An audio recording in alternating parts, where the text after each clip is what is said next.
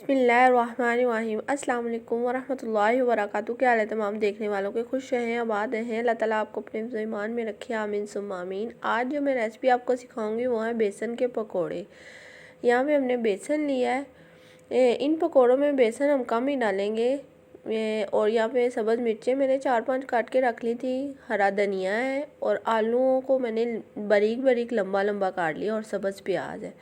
इन तमाम चीज़ों को बेसन में ऐड कर देंगे और मिक्स करके साथ साथ इसमें जो स्पाइसेस डालेंगे वो मैं आपको साथ साथ बताती जाऊंगी। आप मसालों को गौर से देखें ताकि आपसे कोई चीज़ मिस ना हो।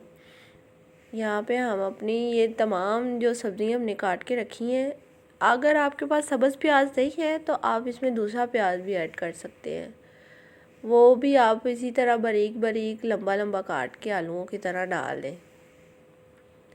यहाँ पे हम इसको अच्छी तरह मिक्स करके फिर हम इसमें स्पाइसेस अपने ऐड करते हैं।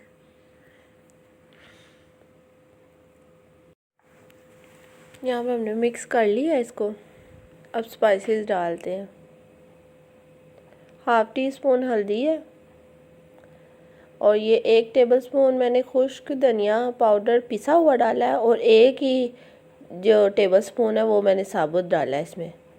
ये थोड़ी सी अजवाइन है, चुटकी भर, इससे बड़ा अच्छा टेस्ट आता है। ये दाढ़ा मिर्च है, 1 टेबलस्पून गरम मसाला है, 1/2 टीस्पून नमक 1 टीस्पून, ये सुरख मिर्च है साबुत वो पिसी हुई, चाट मसाला पकोड़ों में ज़रूर डालें, इससे बहुत अच्छा टेस्ट आता है पकोड़ों का।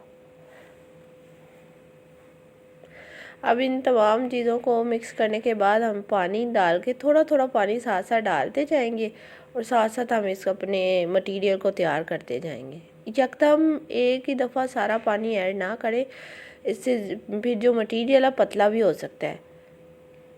और यहाँ पे हम 1 टेबलस्पून ऑयल डालेंगे। ऑयल डालने से ये होता है कि पकोड़े जो है ना क्रिस्पी बनते हैं।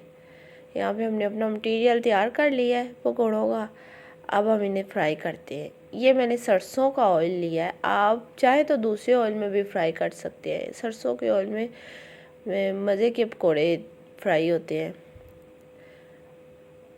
यहाँ पे मैं पकोड़े इसमें डालूँगी ऑयल गर्म होने के बाद। यहाँ पे हमारा ऑयल गर्म हो चुका है, हम पकोड़े डालने शुरू कर दिए। आप चम्मच की मदद से, हाथ की मदद से भी पकोड़े बना सकते हैं। ये देख, यहाँ पे हमने डाल दी। अब इन्हें उतनी देर तक आपने दूसरी साइड नहीं करनी जितनी देर तक एक साइड से ये पक नहीं जाते।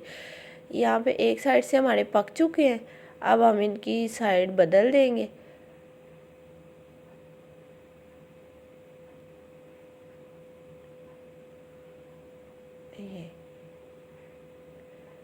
यहाँ पे हमारे पकौड़े जो हैं तैयार हो चुके हैं, अब हम इन्हें निकाल लेते हैं। ये अब दोनों साइडों से पक चुके हैं।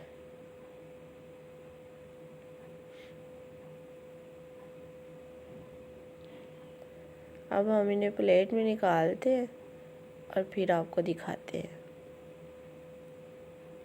इसके साथ साथ अगर आप मेरे चैनल पे नए हैं तो चैनल को सब्सक्राइब करें, लाइक करें, शेयर करें।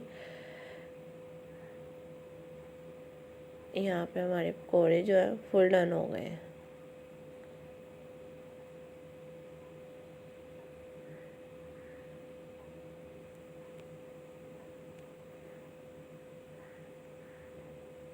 जी तो जनाब, हमारे पकौड़े अब तैयार हैं।